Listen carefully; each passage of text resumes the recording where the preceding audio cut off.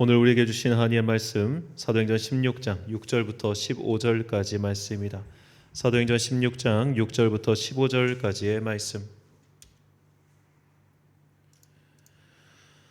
이제 봉독하겠습니다. 하나님의 말씀 경청하십시오. 성령이 아시아에서 말씀을 전하지 못하게 하시거늘 그들이 부르기아와 갈라디아 땅으로 다녀가 무시아 앞에 이르러 비두니아로 가고자 했을 때 예수의 영이 허락하지 아니하시는지라. 무시아를 지나 드로아로 내려갔는데 밤에 환상이 바울에게 보이니 마게도냐 사람 하나가 서서 그에게 청하여 이르되 마게도냐로 건너와서 우리를 도우라 하거늘 바울이 그 환상을 보았을 때 우리가 곧 마게도냐로 떠나기를 힘쓰니 이는 하나님이 저 사람들에게 복음을 전하라고 우리를 부르신 줄로 인정함이러라. 우리가 드로아에서 배로 떠나 사모드라게로 직행하여 이튿날 네아폴리로 가고 거기서 빌립보에 이르니 이는 마게도냐 지방의 첫 성이요 또 로마의 식민지라.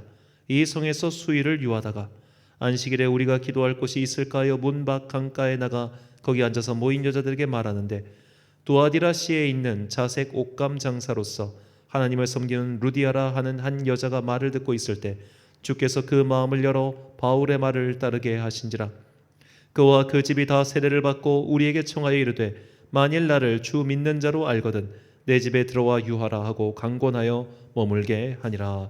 아멘. 익숙함과 결별하는 기도라는 제목으로 하나님의 말씀 선포하겠습니다.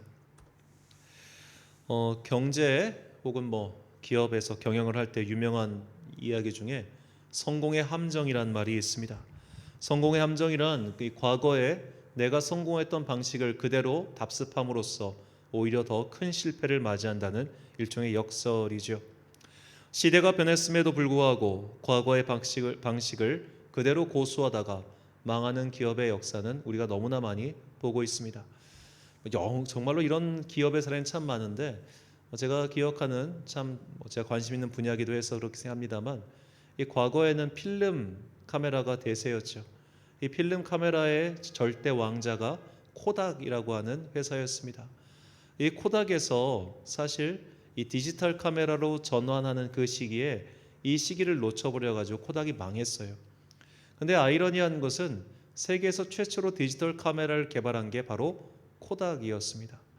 디지털 카메라를 개발했는데 막상 개발하고 나니까 이게 별로 회사에 수익을 줄 것 같지가 않은 거예요.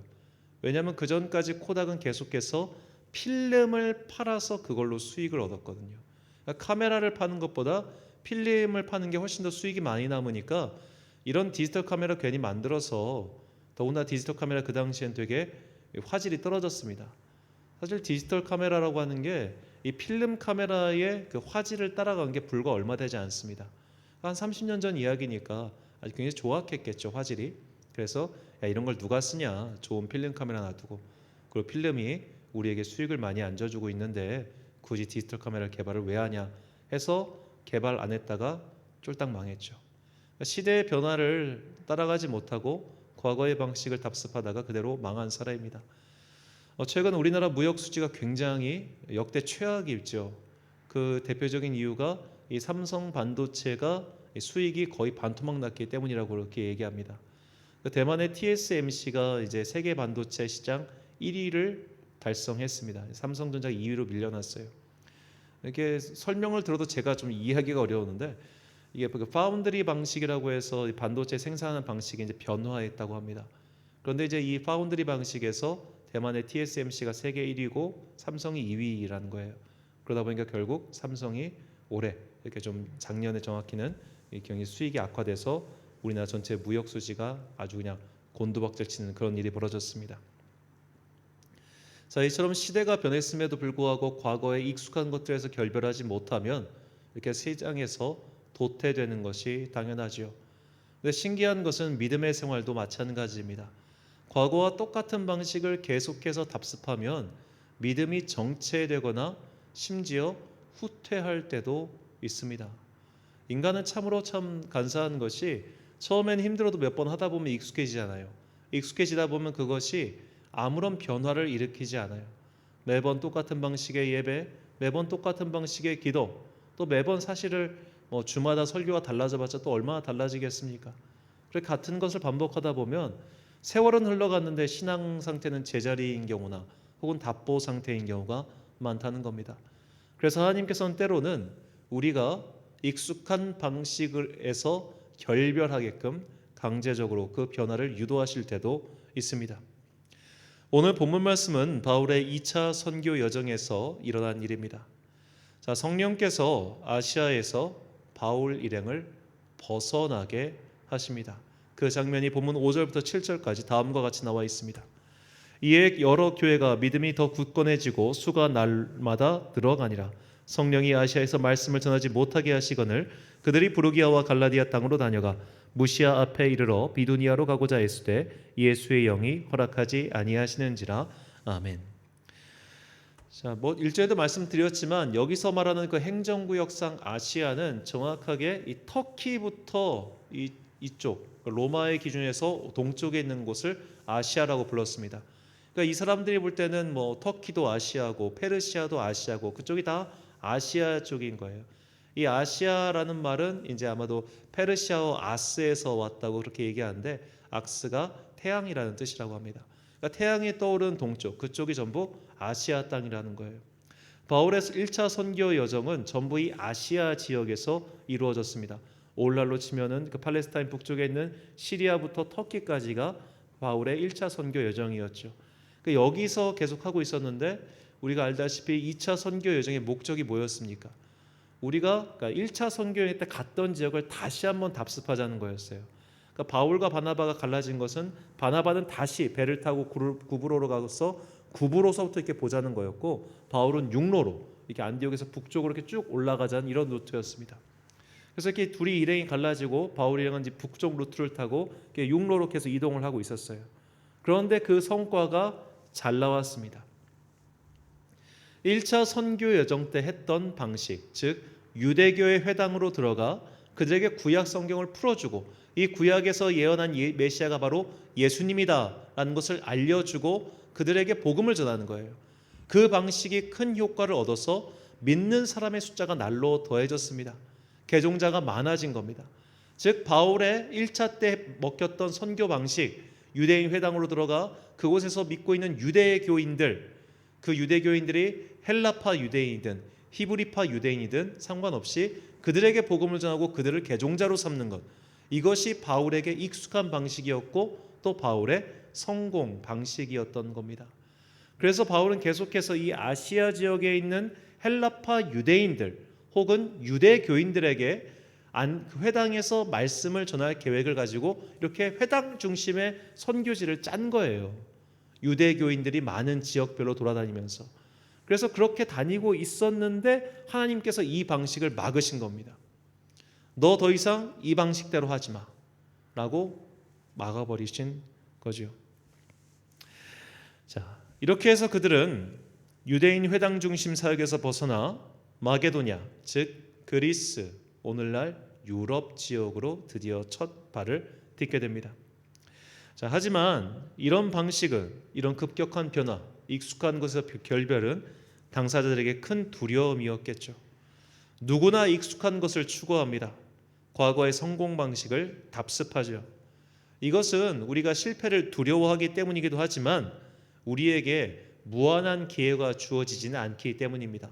우리는 누구나 제한된 시간, 제한된 자원, 제한된 자금을 갖고 있기 때문에 실패할 가능성이 적은 쪽을 택하는 것은 어쩌보면 현명한 방식이라도 볼 수 있겠죠.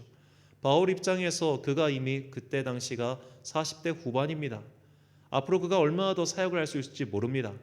더구나 바울에게는 이 유대인 동포를 향한 뜨거운 마음이 있었죠. 그러니까 그 유대인 동포, 특히 헬라파 유대인 동포를 향한 뜨거운 마음이 있었기 때문에 이런 디아스포라 유대인들에게 복음을 전하는 것이 자신의 사명이라고 그는 생각하고 있었어요.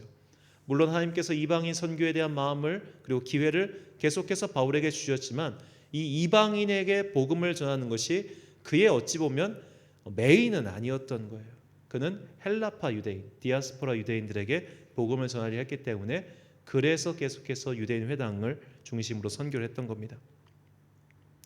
자, 하지만 그렇게 그는 본의 아니게 하나님의 뜻에 따라 아시아에서 선교의 문을 닫고 이제 유럽으로 넘어가게 되죠. 그 유럽의 첫 번째 관문은 바로 빌립보 교회였습니다. 자, 빌립보 자, 여기 보면은 아시아라고 써 있는 지역, 이쪽이 오늘날 터키죠. 그리고 이 빌립보 이쪽은 오늘날 그리스입니다. 자, 이쪽 지역으로 넘어가서 이 데살로니가, 뭐 아덴, 고린도 이쪽으로 넘어가서, 이쪽은 사실 오늘날 터키죠, 다. 이쪽으로 이렇게 넘어가는데, 이렇게 바다를 건너, 물론 이제 바다 이 에게해가 그렇게 막 넓은 바다는 아니지만 그래도 여하튼 배를 타고 가는 거니까 육로보다는 쉽지 않았겠죠. 자, 이렇게 해서 빌립보로 들어갑니다. 자, 이 빌립보라고 하는 곳은 아까 본문에 나오지만 이 로마의 식민지라고 나오죠. 이 빌립보는 특별히 이 은퇴 군인들, 퇴역 군인들이 살 수 있도록 조성해 놓은 일종의 계획 도시였습니다. 그러니까 이제 이쪽 지역부터는 정말 로마의 일종의 직할령이었던 거예요. 로마 입장에서 굉장히 중요한 숙주가 스페인과 이 그리스 지역이었는데, 이 그리스 지역의 퇴역 군인들을 이제 위한 도시를 세운다고 하는 것은 그쪽부터는 더 이상 이 강력한 로마의 행정력이 지배하고 있는 것이고, 더 이상 유대인들의 회당 공동체가 굉장히 뜨문뜨문 혹은 거의 없는 곳이라는 겁니다. 자, 그래서 빌립보에는 유대인 회당이 없었습니다. 그래서 바울 일행은 기도할 곳을 찾고 있었죠. 본문 13절 말씀. 안식일에 우리가 기도할 곳이 있을까요? 문 밖 강가에 나가 거기 앉아서 모인 여자들에게 말하는데. 낯선 곳에 왔습니다. 아무도 아는 사람이 없습니다. 바울이 계속해서 유대인 회당 중심으로 선교를 했던 것은 그곳이 익숙하기 때문이었어요. 근데 이제는 사람들 앞에서 설교를 할 수도 없었고 강론을 할 수도 없었습니다. 그래서 그저 이제 기도할 수 있을 만한 그런 장소를 찾고 있는데, 그때 하나님께서는 그들을 위해서 한 사람을 예비해 두셨죠. 가보지 않은 길을 순종해서 갔더니 낯선 곳에서 생각지도 못한 사람을 만난 겁니다. 본문 14절 말씀입니다. 두아디라시에 있는 자색 옷감 장사로서 하나님을 섬기는 루디아라 하는 한 여자가 말을 듣고 있을 때 주께서 그 마음을 열어 바울의 말을 따르게 하신지라. 아멘. 자, 이 두아디라가 어디냐? 두아디라는 아시아 지역에 있는 교회예요. 우리가 알고 있지만 이 소아시아 7교회 중 하나가 두아디라 교회지 않습니까? 자, 이 두아디아와 빌립보는 멉니다. 바다 건너가야 됩니다. 물론 옷감 장사, 그러니까 요즘 우리로 치면 좀 이해하기 쉽게 비단 장사처럼 저기로 옷 팔러 간 거예요. 배를 타고 해서 빌립보까지. 가까운 거리는 아니었겠죠. 그리고 흔히 가는 곳도 아니었을 겁니다. 자, 그런데 그날 신기하게 하나님께서는 바울과 이 루디아를 만나게 하셨습니다. 하나님께서 그녀의 마음을 열어주셨다. 이것은 곧 하나님께서 그녀를 바울 일행을 위하여 예비해 두셨다고도 볼 수 있겠죠. 낯선 곳에서, 익숙하지 않은 곳에서, 익숙하지 않은 방식으로 그렇게 첫 발을 내디뎠을 때 그 두려워하는 바울 일행에게 주님께서는 그와 함께할 동역자를 예비해 두고 계신 겁니다. 이것이 바로 하나님께서 일하시는 방법입니다. 하나님께서는 우리가 익숙함의 함정에 빠져서 더 이상 영역을 확장하려고 하지 않을 때, 우리가 그저 과거에 했던 일을 그대로 반복해서 그렇게 나태해지기 쉬울 때 억지로라도 우리의 틀을 부수며 우리가 새로운 길을 열어서 가기를 원하시기도 합니다. 교회 중에서도 이런 일들이 종종 벌어지곤 합니다. 제가 아는 서울의 한 교회는 벌써 수십 년 전에 이 교회가 개척하고 나서 얼마 뒤에 교회 안에 큰 분란이 났습니다. 그래서 교회가 두 파로 찢어졌어요. 결국 한 동네 안에서 두 교회가 생겼습니다. 그런데 또 얼마 지나지 않아 그 갈라진 교회 안에서 또 싸움이 일어나서 결국 한 개의 뿌리에서 교회가 세 개가 되고 말았습니다. 그 세 개 교회 교인들의 사이가 얼마나 안 좋았겠습니까? 요즘 말로 그냥 육탄전, 온갖 막 싸움박질, 온갖 일이 벌어졌다는 거예요. 그런데 지금 벌써 한 40년 이상의 세월이 흐르니 어떻게 됐을까요? 그때 당시의 일을 기억하는 사람들은 모두 다 하늘나라를 가셨습니다. 혹은 다 은퇴한 사람들이 되고 말았습니다. 이 세 개의 교회는 각자 아름답게 잘 성장하고 있습니다. 그래서 그 사건의 당사자였던 이제 그때는 청년이었지만 지금 목사님이 이런 말씀을 하시더군요. 하나님께서 찢으신 거야 라고 말이죠. 본인도 그 싸움 통해서 참 많은 상처를 받고 괴로운 시절을 겪었지만 그렇게 하나님께서 계속해서 사람들이 뭉쳐서 익숙한 곳에 두지 않도록 그들을 흩어버리신 거죠. 그렇게 해서 하나님의 나라의 영역을 확장하신 겁니다. 마치 주님의 사도들이 계속해서 익숙한 이 예루살렘이라고 하는 지역을 떠나지 않으려고 하니까 하나님께서 수데바의 선교 이후에 핍박이라고 하는 그 강제적인 수단을 동원하셔서라도 그들의 제자들 다 흩어서 이들이 사마리아와 저쪽 땅끝까지 이방 지역까지 복음을 전하게끔 그렇게 하시지 않습니까? 하나님께서는 때로는 이렇게 우리가 익숙한 것에서 결별하기 위해서 과격한 방법을 사용하실 때도 있습니다. 그런데 우리가 그 과격함에 두려워하지 않고 벌벌 떨지 않고 비록 익숙하지 않고 낯설고 그것 때문에 힘들긴 하지만 한 발을 내디디면 그때부터 신기하게 하나님께서 예비하신 여러 가지 일들이 펼쳐진다는 거예요. 오늘 이 루디아와의 만남을 통해 드디어 빌립보의 첫 번째 유럽의 교회가 탄생합니다. 빌립보 교회죠. 바울은 빌립보 교회에 보낸 편지에서 이 빌립보 교회에 대해서 다음과 같이 말합니다. 빌립보서 1장 3절부터 5절까지 말씀. 내가 너희를 생각할 때마다 나의 하나님께 감사하며 간구할 때마다 너희 무리를 위하여 기쁨으로 항상 간구함은 너희가 첫날부터 이제까지 복음을 위한 일에 참여하고 있기 때문이라. 아멘. 자, 첫날부터 이제까지 바울 입장에서 이 빌립보 교회가 얼마나 신기하겠습니까? 아무것도 없는 곳이었습니다. 그러니까 유대인의 회당이 모이는 곳에서 교회를 시작하는 건 조금 쉬웠을지도 몰라요. 왜냐하면 그래도 기본적으로 사람이라고 하는 단위가 있으니까. 유대인 회당이라고 하는 최소한 거점 정도는 있으니까. 그런데 빌립보는 그렇지 않았습니다. 빌립보는 루디아라고 하는 여성의 집에서 시작한 교회입니다. 그 집도 아마 이 루디아가 두아디라가 이제 본거지고 빌립보라고 하는 것은 가끔씩 아마 장사 때문에 들락달락하는 곳이다 보니까 집이 두 개였거나 하겠죠. 하지만 이쪽 집이 메인이고 빌립보는 메인이 아니었을 거란 말이죠. 그러면 그 작은 곳에서 그 루디아 가정과 함께 교회를 시작한 거예요. 처음부터 지금까지. 때로는 힘들었고 우리가 또 다음 주에 살펴보겠지만 어려운 시절도 있었고 괴로울 때도 있었지만 그 모든 시간을 처음부터 지금까지 함께한 이 루디아의 가정 그리고 빌립보 교회 사람들, 이 사람들이 얼마나 감사하고 또 사랑스러웠겠습니까? 이것은 바울이 익숙한 것과 용기 있게 결별하고 그렇게 하나님의 뜻에 순종해서 결국 유럽으로 가는 그 배에 탔기 때문입니다. 그렇기 때문에 이런 일들이 일어날 수 있었던 것이죠. 이런 것이 하나님의 일하시는 방법입니다. 우리 눈에는 너무 과격해 보이고 너무 낯설어 보이고 때로는 위태해 보이지만 하나님께서는 이런 방식을 통해서도 역사하시는 것이죠. 그러므로 우리가 난 아직 준비가 되지 않았어. 너무 막막해. 이건 내가 한 번도 해보지 않은 일이야. 그런 생각이 들어도 믿음의 용기를 내어 전진하면 분명히 주님께서 예비하신 그 길이 나타납니다. 창세기를 보면 아브라함의 늙은 종은 그것을 경험했습니다.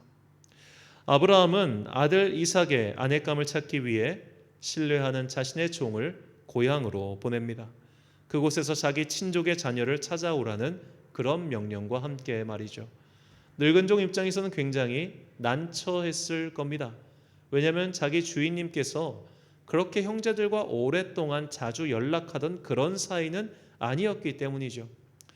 늙은 종은 아마도 아브라함을 오랫동안 수행했겠지만 그도 이미 그 지역 갈대아 우르라고 하는 그 지역을 떠난 지 수십 년이 지난 이후입니다.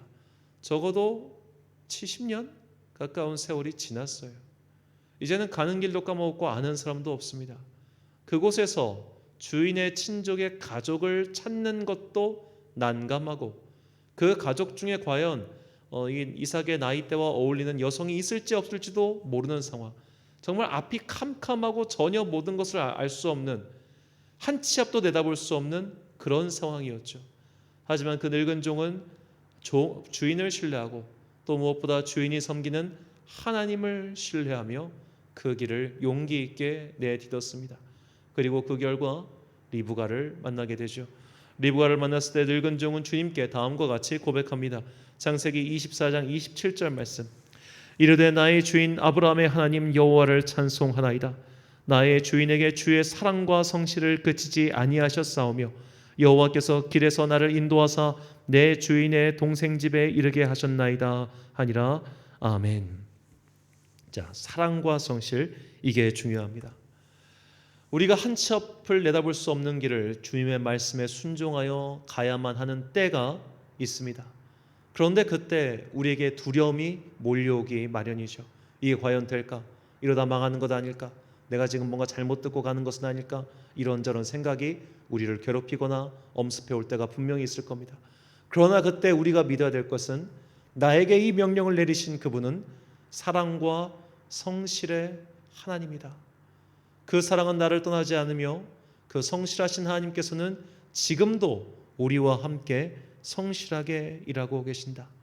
그렇기 때문에 그 믿음을 가진 사람은 반드시 용기를 내어 한 걸음 내디딜 때 주님께서 예비하신 선물, 주님께서 예비하신 은혜, 주님께서 준비하신 그 놀라운 일을 체험하게 될 것입니다.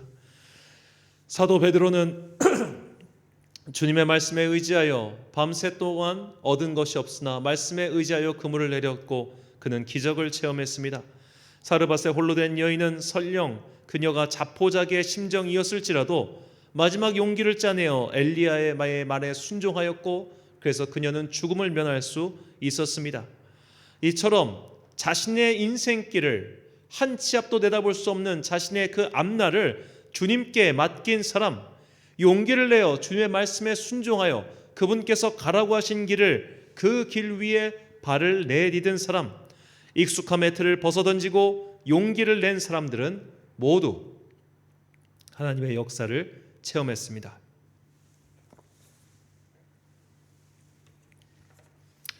우리 또한 마찬가지입니다. 하나님께서는 때로는 우리를 익숙하지 않은 곳으로 던지십니다. 내가 굳이 도전하겠다는 생각을 밝히지 않았는데도 그렇게 하실 때가 있습니다. 왜 그러실까요? 하나님께서는 때로는 억지로 우리가 익숙함의 문을 열고 뛰어나가게 하신 뒤에 그것을 통해서 당신의 일을 이루시기 때문입니다. 이때 우리는 꼭 기억해야 됩니다. 왜 하나님, 내가 내 뜻대로 살겠다는데 왜 내 뜻대로 하지 못하게 해요? 이게 아니라 주님, 내 뜻과 상관없이 주님께서 나를 사용하신다는 것, 그것만으로 나는 영광이고 감사합니다 라고 생각해야 됩니다. 그래서 바울은 이런 성도의 사명에 대해서 다음과 같이 말합니다. 에베소서 1장 11절과 12절 말씀입니다. 모든 일을 그의 뜻의 결정대로 일하신 이의 계획을 따라 우리가 예정을 입어 그 안에서 기업이 되었으니 이는 우리가 그리스도 안에서 전부터 바라던 그의 영광의 찬송이 되게 하려 하심이라. 아멘.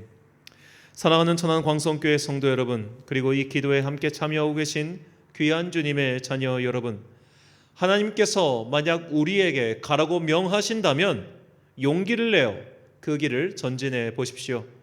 비록 내가 지금까지 한 번도 가보지 않은 길이고 또 그 누구도 가보지 않은 길이라 할지라도 용기를 내어 순종하며 그렇게 해봅시다. 그렇게 순종하는 마음으로 한 걸음을 내디디면 분명히 우리는 주님께서 예비하신 신비한 은혜를 체험하게 될 것입니다. 용기를 내어 전진하지 않으면 아무런 변화도 일어나지 않고 결국 우리의 신앙은 답보 상태에 머물고 나중엔 퇴보하게 된다는 것을 꼭 기억하십시오. 믿음의 용기를 내어 비록 나의 눈에 아무것도 보이지 않고 나의 귀에 아무런 소리가 들리지 않아도 사랑과 성실의 하나님을 믿고 미래를 향해 전진해 나아가는 하나님의 군사들이 되시길 예수님의 이름으로 축원합니다. 이 다음 마음 담아 찬양한 후에 함께 기도하겠습니다. 전능하신 나의 주 하나님은 능치 못하신 일 전혀 없네.